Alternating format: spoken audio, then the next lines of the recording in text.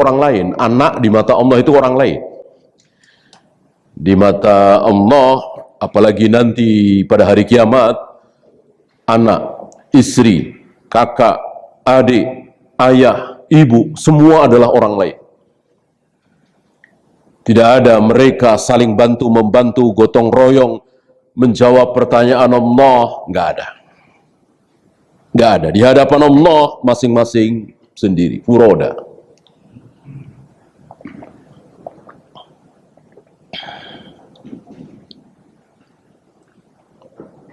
Nah, sementara ayat di surat An-Najm, kata beliau, wa allaysa lil insani illa ma sa'a. Manusia tidak akan mungkin mendapatkan kebaikan pahala kecuali apa yang dia lakukan sendiri. Kalau saya yang baca Al-Fatihah, ya saya yang dapat pahala bacaan Al-Fatihah. Nggak mungkin si A, nggak mungkin si B, nggak mungkin si C. Kalau saya yang melakukan haji, ya tentu saya yang dapat pahala haji. Nggak mungkin si A, si B, si C, walaupun ayahnya. Menurut ayat ini kata beliau, wa allaysa lil insani illa ma sa'a. Sementara hadis sahih Imam Bukhari, ada seorang wanita yang bertanya kepada Nabi alaihi salatu wassalam, ya Rasul, ayahku bernazar pergi haji, tapi belum melaksanakan haji, beliau sudah wafat. Afa ahujju anhu. Bolehkah aku menghajikan beliau? Nabi menjawab, ayahmu sedang berhutang kepada Allah. Nazarkan hutang. Harus ditunaikan, kan? Ketika ayahmu berhutang kepada sesama manusia, engkau yang wajib membayarkan hutangnya sebagai ahli waris. Sekarang ayahmu hutang kepada Allah, engkau lebih wajib membayarnya.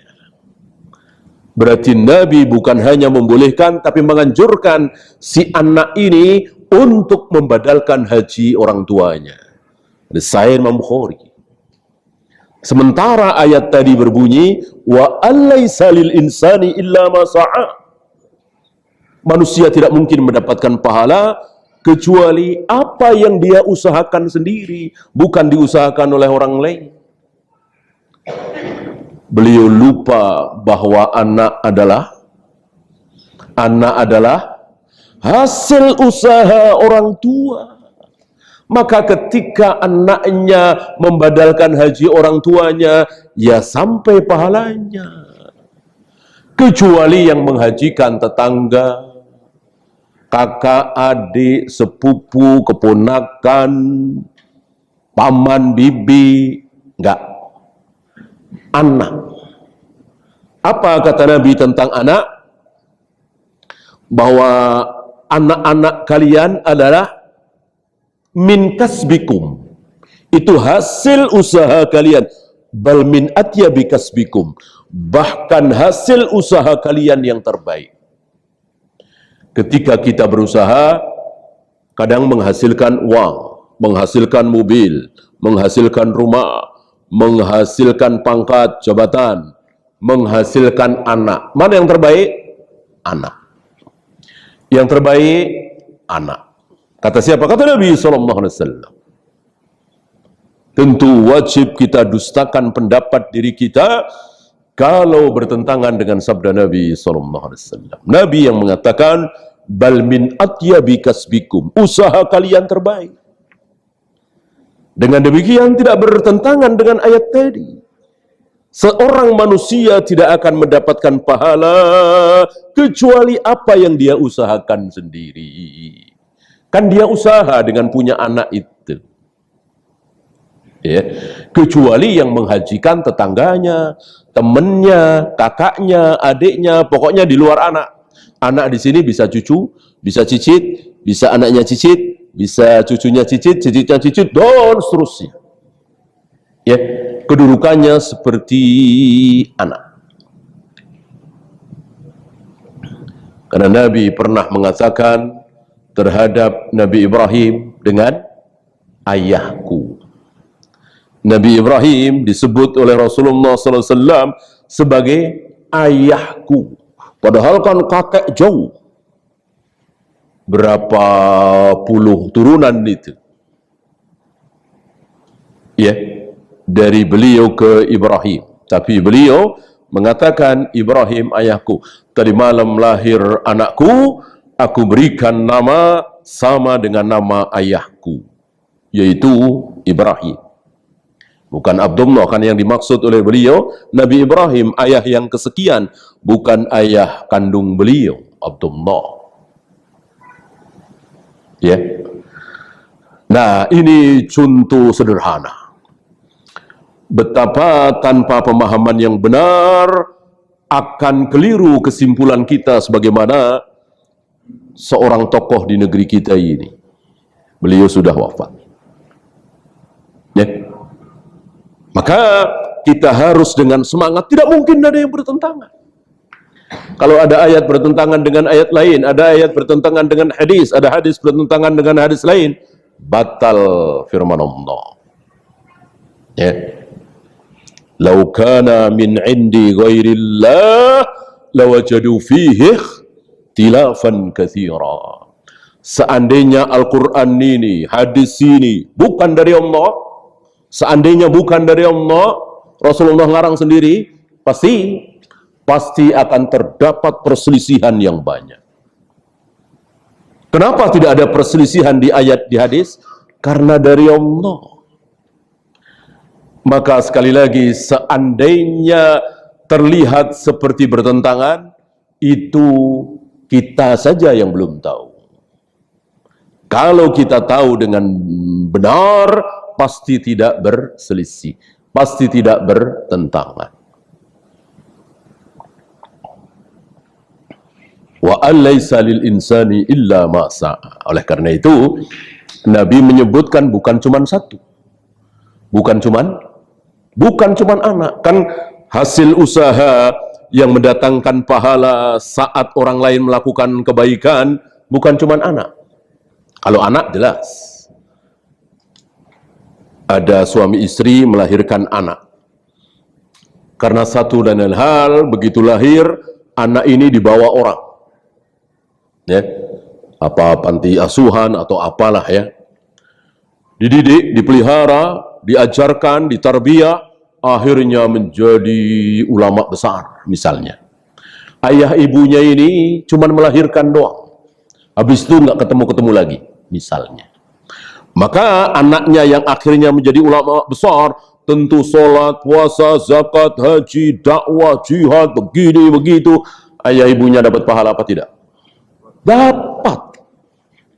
Nggak mungkin si anak ini jadi ulama dan seterusnya kalau ayah ibunya tidak ada.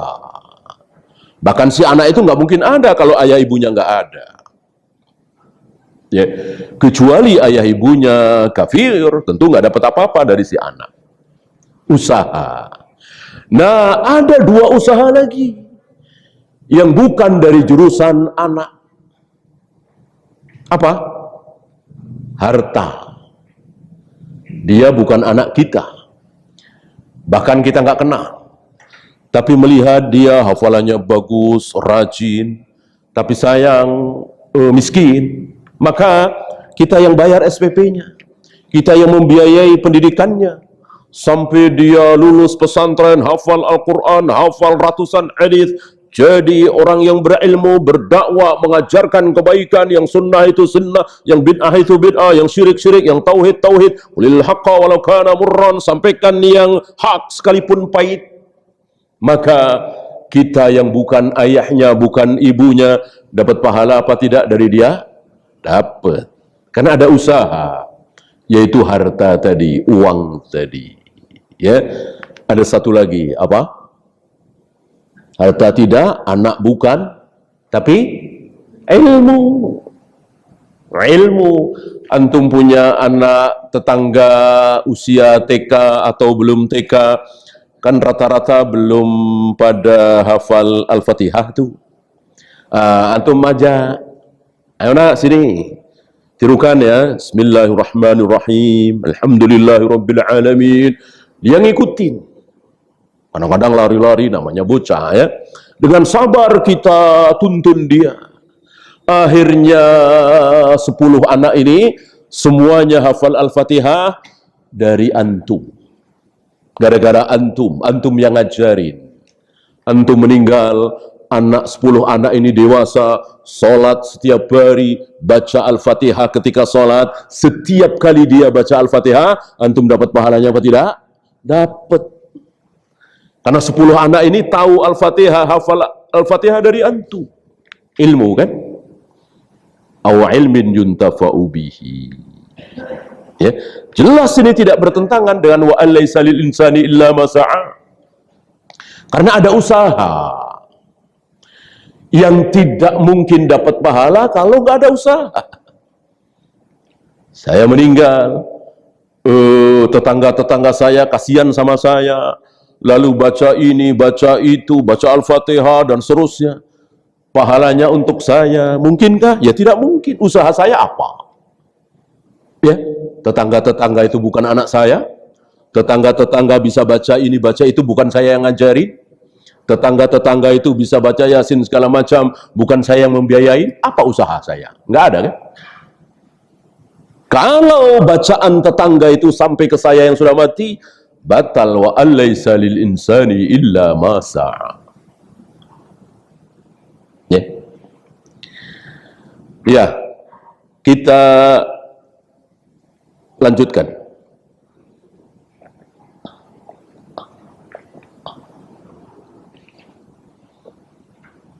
Ada 2 sabda Nabi, dua-duanya sahih dan seolah bertentangan. Bahkan yang menganggap ini bertentangan nggak tanggung-tanggung. Aisyah, istri Nabi SAW. Apa hadis yang pertama? La yatamanna ahadukum al-mauta li durrin asabahu. Tidak boleh seseorang itu mengharap mati gara-gara sakit, gara-gara diamputasi, gara-gara jatuh bangkrut, gara-gara keburukan. Putus asa, lalu pingin mati. Bukan bunuh diri, bukan. Pingin mati saja. Bolehkah? Tidak boleh. Tamanna ya tamanna itu kan hanya berharap. Hanya berharap, ya.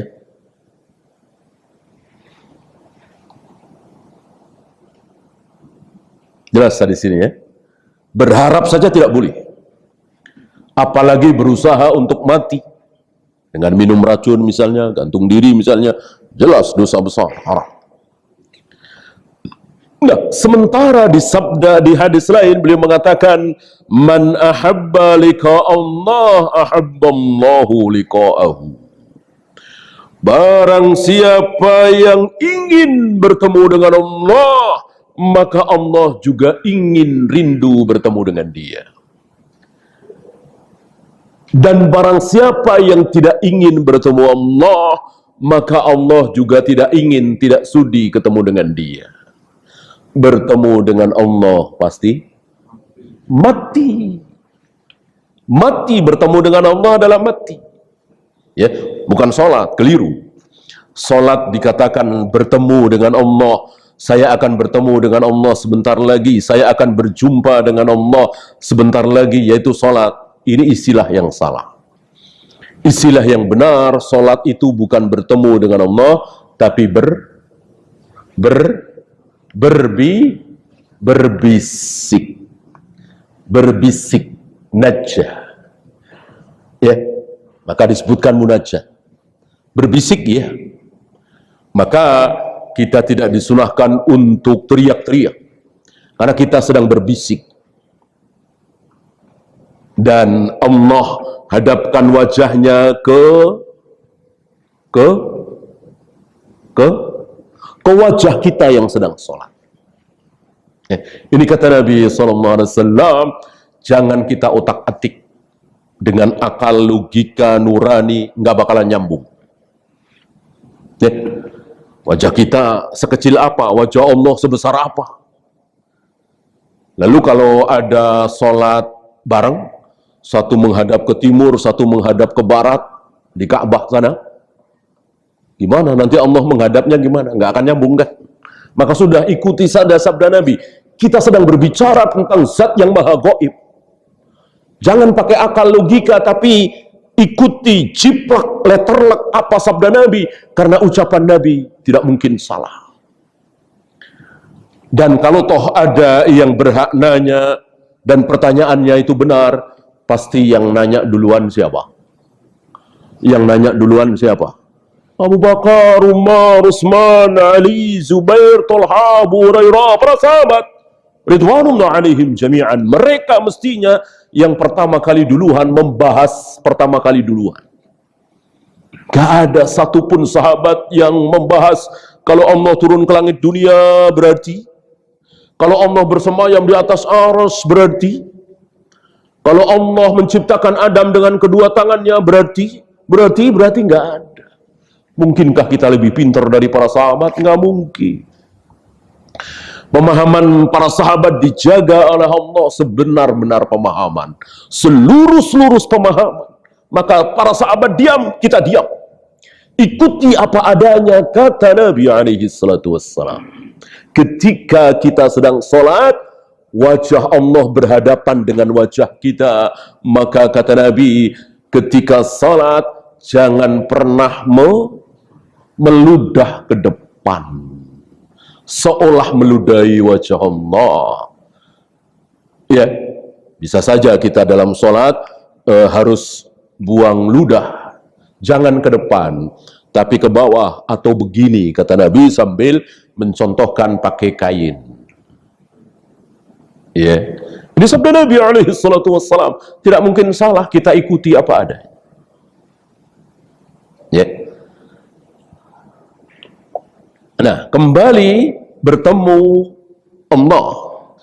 Bertemu Allah pasti mati. Berarti menurut hadis kedua, barang siapa yang tidak mau mati, Allah tidak sudi ketemu dengan dia. Barang siapa yang ingin cepat-cepat mati, Allah senang. Loh, kok bertentangan dengan tadi, la yatamanna ahadukumal mauta. Janganlah salah seorang dari kalian berharap-harap mati. Berharap mati nggak boleh, tapi kalau nggak pengen mati, Allah juga nggak pengen ketemu dengan dia. Ya, jangankan kita, Aisyah saja bingung, nggak tahu. Ini bukti bahwa Nabilah yang harus menjelaskan kepada kita. Aisyah aja nggak tahu, gimana kita? Ya. Setelah Aisyah bertanya, ya Rasulullah, akarohiyatul maut? Ya Rasulullah, tidak mau bertemu dengan Allah berarti nggak mau mati. Bukankah kita semua tidak suka mati, tidak mau mati? Bahkan kita dilarang berharap-harap mati.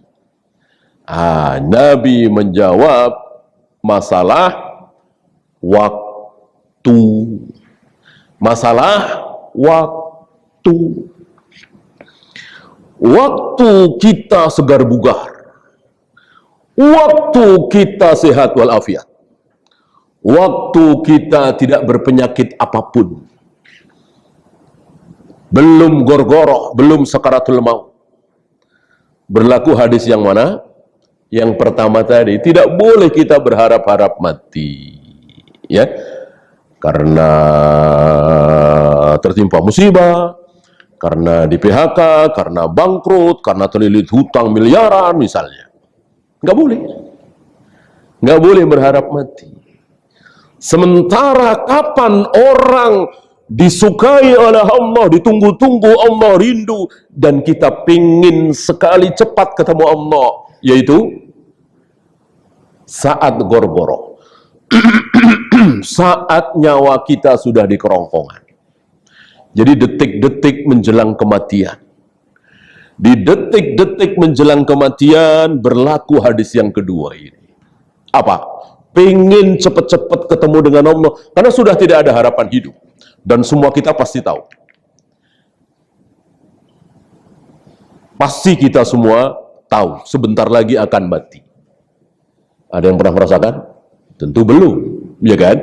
Kan masih segar bugar. Ya, orang yang sebentar lagi akan mati, gorgorah, pasti dia tahu nggak ada harapan hidup lagi. Ya. Jadi kalau dia melihat dokter dokter begini, suster begini. Dalam hati dia tertawa, nggak mungkin saya akan sembuh.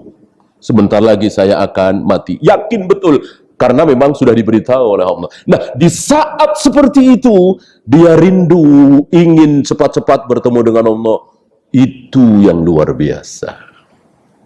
Itu yang luar biasa. Allah senang, Allah juga rindu, ingin bertemu dengan dia. Antum tahu keadaan orang-orang kafir ahli maksiat dalam sakaratul maut? Luar biasa. Sedih, takut, gemetar, stres. Ya, celaka, hendak dibawa kemana aku? Saat dia menyaksikan jasadnya diusung.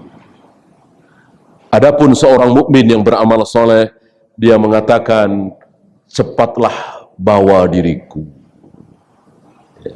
Maka sunnah ketika kita mengurus jenazah,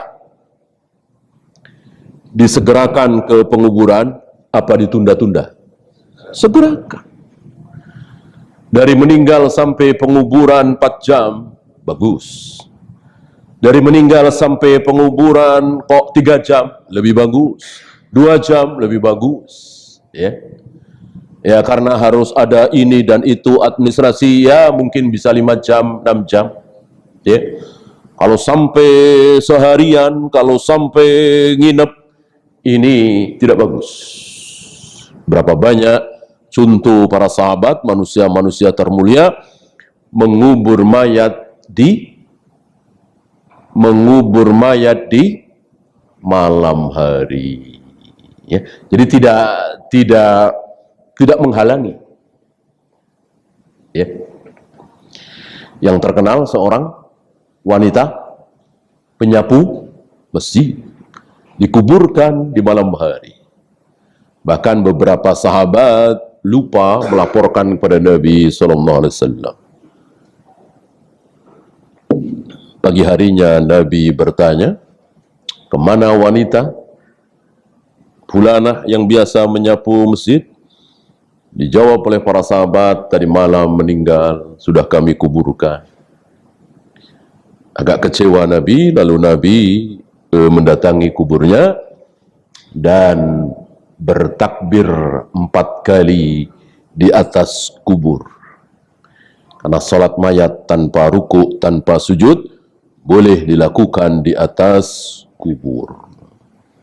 Adapun salat biasa yang ada rukuknya, ada sujudnya, tidak boleh dilakukan di atas kubur, bahkan tidak boleh dilakukan di masjid yang ada kuburannya.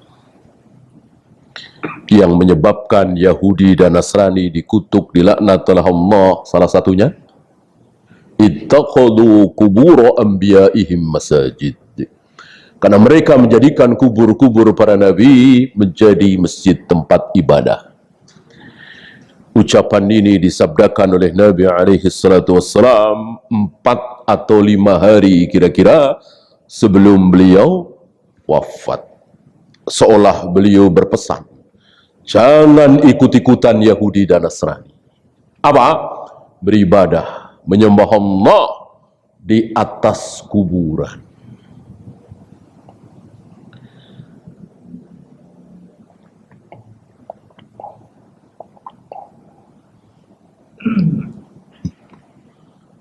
Kita lanjutkan.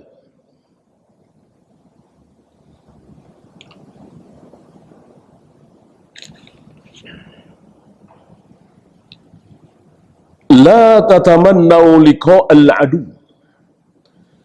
Jangan kalian berharap-harap ketemu musuh. Jangan kalian berharap-harap ketemu musuh. Tapi jika kalian kok akhirnya bertemu musuh, maka bersabarlah. Artinya siap mati, siap perang, siap berjihad.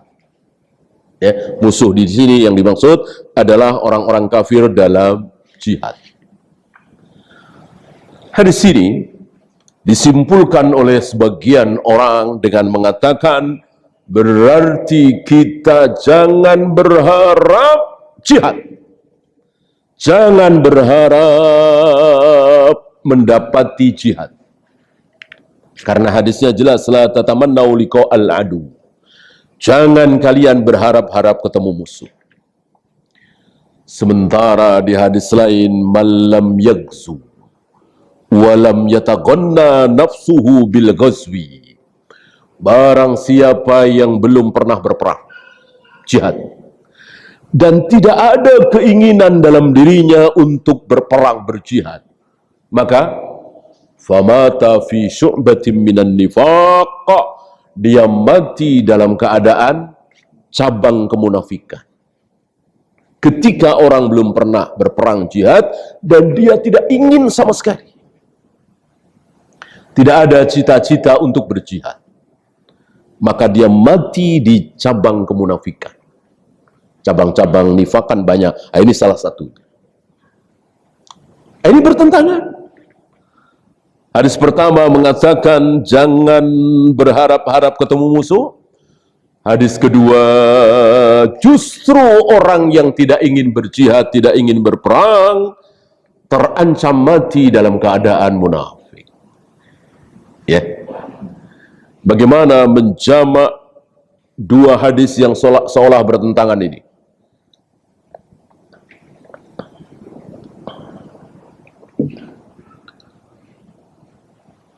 Karena thariqatul jam'i harus diutamakan, dinomorsatukan daripada thariqatut tarjih.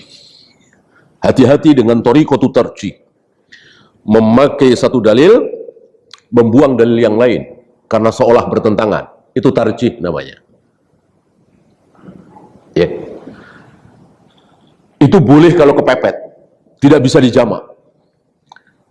Seperti Bilal mengatakan Rasul pernah sholat di dalam Ka'bah. Masuk Ka'bah lalu sholat. Sementara Fudail bin Abbas mengatakan Rasulullah belum pernah sholat di dalam Ka'bah. Ini sulit untuk dijamak. Gimana cara menjamaknya? Maka terpaksa pakai thariqatut tarjih. Yang satu dipakai, yang lain dibuang. Dalam hal ini para ulama membuang ucapan siapa? Yang dipakai ucapan siapa? Yang dibuang ucapan siapa? Yang dipakai adalah ucapan Bilal. Yang dibuang ucapan Fudail bin Abbas. Kenapa? Karena kaidah mengatakan al-musbit muqaddamun 'alan nafi. Yang menetapkan lebih didahulukan daripada yang meniadakan. Bilal menetapkan Rasul pernah sholat di dalam Ka'bah, ini menang. Sementara Fudail mengatakan belum pernah, ini kalah. Kan orang yang mengatakan belum pernah bisa aja memang dia jujur, memang dia amanah, dia bukan pembohong, tapi dia nggak tahu. Makanya bilang belum pernah. Maka tidak bisa dijadikan hujjah. Kalau Bilal mengatakan pernah, ya berarti dua-duanya jujur. Karena Bilal pernah melihat. Ya. Oleh karena itu, peniadaan oleh seorang perawi hadis, seorang sahabat, tidak bisa dijadikan hujjah. Misalnya Anas bin Malik mengatakan, aku belum pernah melihat Rasulullah berdoa mengangkat tangan, belum pernah, kecuali ketika sholat istisqa. Apakah ucapan Anas bin Malik ini dijadikan hujjah? Berarti Nabi seumur-umur berdoa belum pernah angkat tangan kecuali sholat istisqa, minta hujan tinggi sekali. Beliau mengangkat tangan? Tidak. Karena Anas bin Malik nggak tahu. Sementara sahabat yang lain tahu. Ibnu Umar misalnya, Abu Hurairah misalnya. Bahkan meriwayatkan sabda Nabi alaihi salatu wassalam bahwa Allah malu. Allah malu ketika ada orang mengangkat kedua tangannya memohon sesuatu kepada Allah, tapi Allah belum kabulkan doanya, Allah malu. Berdoalah kalian dengan butun, bukan dengan zohar. Ya. Ini pun sabda Nabi SAW merupakan dalil. Ya. Sekali lagi, ketidaktahuan seorang perawi tidak bisa dijadikan hujjah. Nah, kita kembali ke dua riwayat yang seolah bertentangan tadi. Kapan kita disuruh bercita-cita menjadi mujahid, bercita-cita berjihad? Sepanjang hidup kita, seperti sekarang ini. Ya. Bolehkah kita berangan-angan coba kalau ada jihad? Jihadnya jihad yang sah. Ya. Saya punya jamaah ribuan, saya ajak jamaah untuk berjihad di Indonesia ini. Atau ke mana? Ke negeri kafir, Papua misalnya, Timur Timur misalnya. Sah apa tidak? Tidak sah. Tidak sah. Atau bukan saya, siapa ya? Imam Syafi'i. Imam Syafi'i punya murid, punya jamaah ribuan. Lalu Imam Syafi'i mengajak jamaah, mari kita jihad. Kita datangi negeri-negeri kafir, kita tantang perang jihad. Walaupun caranya benar, ya, mengajak orang kafir di daerah itu untuk masuk Islam. Tidak mau masuk Islam, nggak apa-apa, asal bayar jizyah sebagai tanda tunduk kepada pemerintahan kaum muslimin. Tidak mau bayar jizyah, perangi. Itu kan cara yang benar. Yang memimpin siapa? Imam Syafi'i. Yang dipimpin para jamaahnya. Sah apa tidak? Tidak sah. Kenapa? Karena Imam Syafi'i bukan ulil amri. Imam Syafi'i ulama, ya, yang berhak mari kita jihad adalah Khalifah Al-Ma'mun, Umar bin Abdul Aziz, Harun Ar-Rasyid. Ya, pemimpin kita hari ini, presiden kita misalnya, itu sah. Presiden kita mengumandangkan jihad, mari kita rebut kembali Timur Timur misalnya. Didakwai dulu supaya mereka masuk Islam, nggak mau bayar jizyah.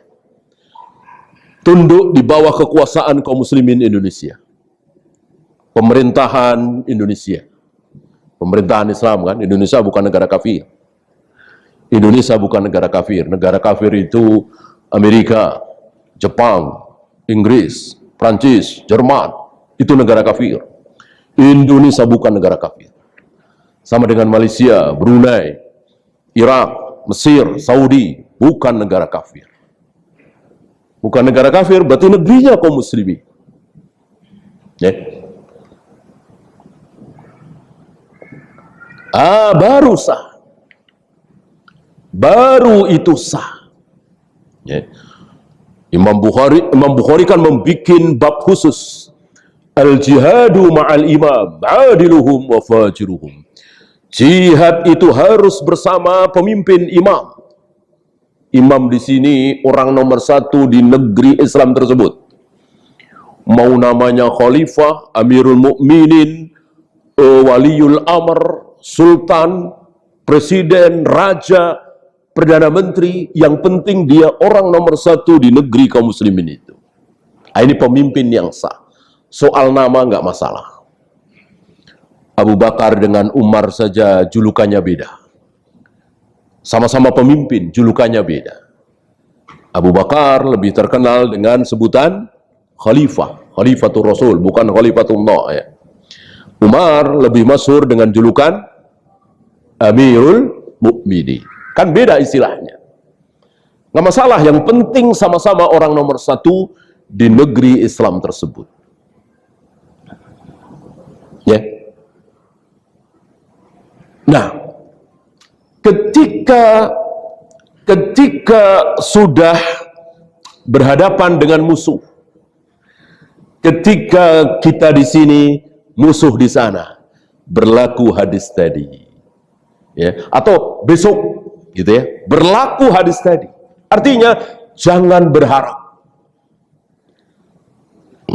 jangan berharap. Berharapnya apa? Mereka tunduk, mereka menyerahkan jizyah, mereka siap masuk Islam, gitu. Itu alhamdulillah. Jangan mereka masuk Islam, ya nggak jadi perang dong. Masuk Islam semua, ya udah gatel mau perang, ya nggak boleh gitu. Ya. Masuk waktu kita azan dulu, salat dulu ya. Ya, sallallahu ala Muhammadin sallallahu alaihi wasallam wa akhiru da'wana alhamdulillahi rabbil alamin.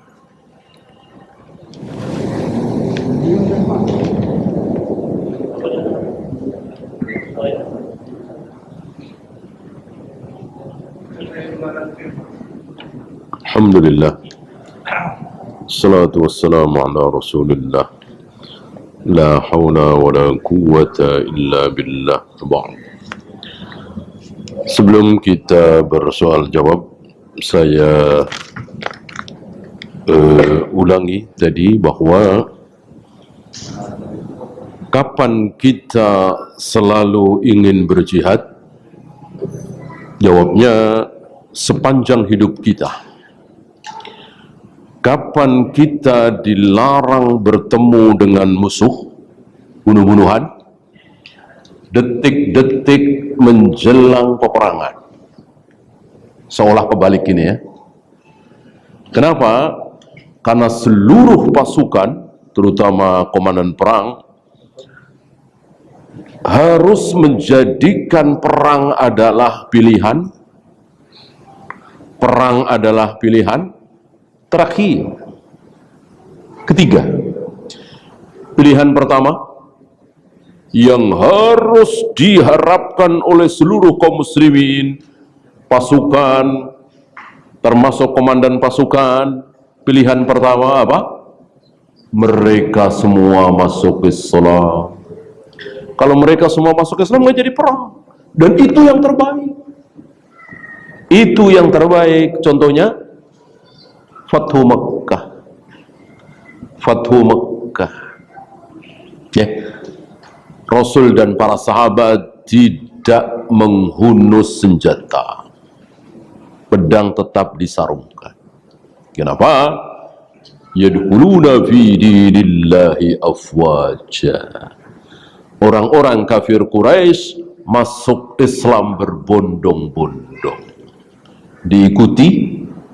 Diikuti oleh yang lain yang non Quraisy. Karena Quraisy ini luar biasa pengaruhnya. Maka yang non Quraisy sekitar Arab nunggu. Ketika Quraisy bermusuhan dengan Nabi SAW, mereka belum mau masuk Islam. Begitu orang-orang Quraisy berbondong-bondong masuk Islam, mereka mengikuti orang Quraisy, ikut berbondong-bondong masuk Islam.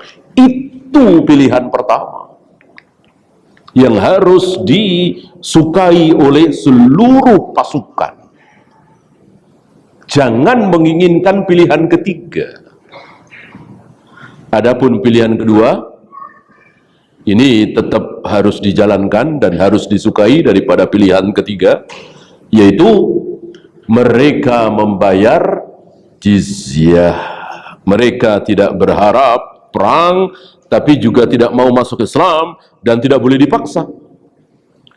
Tidak boleh dipaksa. La ikraha fid din. Tidak boleh ada paksaan dalam agama. Nah, masuk Islam nggak mau, bayar jizyah nggak mau, baru pilihan terakhir. Apa mau dikata? Harus perang.